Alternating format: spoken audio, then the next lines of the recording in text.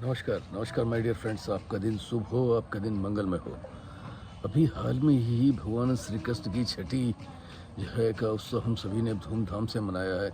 आइए बात करते हैं कि जैसे ही भगवान की छठी होती है, उसके बाद भगवान शिव का इच्छा होती है कि उनके इस स्वरूप को, इस मानव स्वरूप को जो है वो देखा जाए, इस स्वरूप के दर्शन किए जाएं।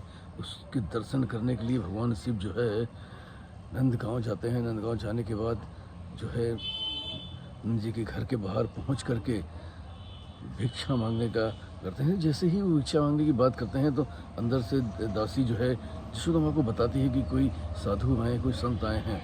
यशोदा से कहती जाओ, उनको फल और मिष्ठान उनको दो। वो फल मिष्ठान लेके दासी आती है और कहते नहीं नहीं, फल मिष्ठान मैं नहीं लूँगा। आपके घर में एक विशिष्ट पुत्र ने जन्म लिया है, मैं उसके दर्शन करना चाहता हूँ।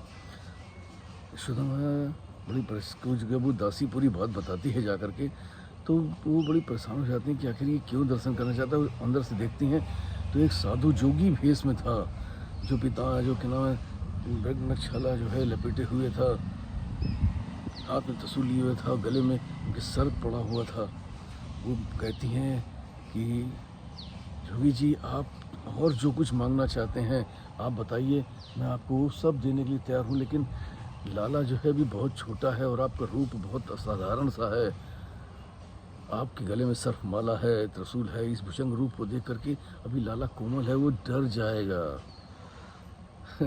मुस्कुराते हुए भगवान शिव बोलते हैं कि अरे वो तो देवों का देव है, वो तो साधुओं का भी साधु है, वो तो काल का भी काल है, उससे कोई नहीं डरा सकता।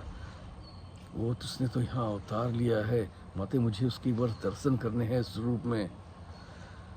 लेकिन नंदी माँ कहती हैं कि ये मैंने वो किया हुआ है, मान्यता मानी है, बड़ी मुश्किल से पुत्र का जन्म हुआ है वृद्धावस्था में। अब जो है, अब तो है मैं उसको किसी कीमत पे बाहर नहीं ला सकती, अभी वो बहुत कोमल है।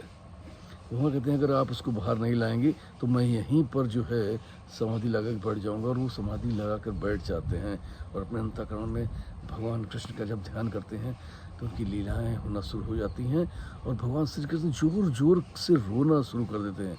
रोना इतना शुरू कर देते हैं कि बहुत प्रयास किया जाता है, उनको खिलौने दिए जाते हैं, खिलाया जाता है, पिलाया जाता है, सब कुछ करने के बाद भी कृष्ण जो हैं वो चुप ही नहीं होते हैं। तो यशोदा माँ सांडिल ऋषि को बुलाती हैं उनकी नज़र उतरवाने के लिए कि आखिर क्या कारण है। सांडिल ऋषि जाते हैं, जैसे ही देखते हैं भगवान शिव को, वो समझ जाते हैं कि इस साकार रूप को देखने के लिए ही भगवान यहाँ पधारे हुए हैं। तो वो यशोदा से कहते हैं कि बाहर जो बैठे हुए हैं उनको जो है इसके दर्शन करा दो, वो इनके जन्म जन्म के साथी हैं।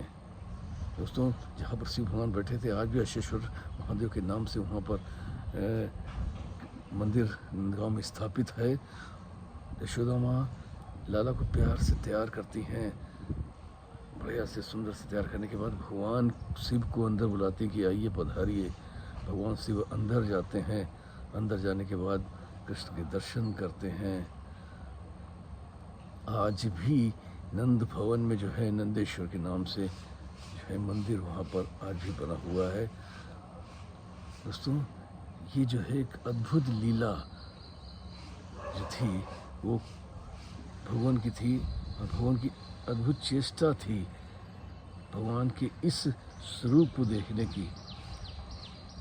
और उस स्वरूप को देख करके वो संतुष्ट होते हैं और भगवान जो है कृष्ण भी उनको देख करके संतुष्ट होते हैं और दोनों एक दूसरे को देख के मुस्कुराते हैं।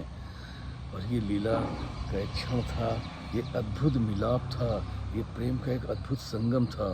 दोनों की दृष्टि एक दूसरे से मिलते ही, लेकिन सुधा माँ ने बोल रखा था कि आप एक टक नहीं देखेंगे उनको, कहीं उनको फिर से नज़र लग गई तो।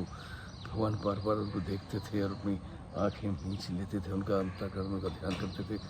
और इस तरीके दोनों ही इस अनुपम मिलाप से संतुष्ट हुए। और वहाँ पर आज भी इसके अंश देखे जाते हैं, वहाँ आज भी जो है उनका मंदिर विराजमान है। बाहर अशेश्वर मंदिर और नंद भवन के अंदर नंदेश्वर मंदिर आज भी स्थापित है। Wish you all the best my dear friends. ऐसी कुछ छोटी छोटी कहानियाँ, छोटी छोटी प्रेरक स्टोरी, कुछ थॉट्स लेकर के आपसे साथ प्रतिदिन सुबह मिलने का प्रयास करता हूँ। तब तक के लिए नमस्कार।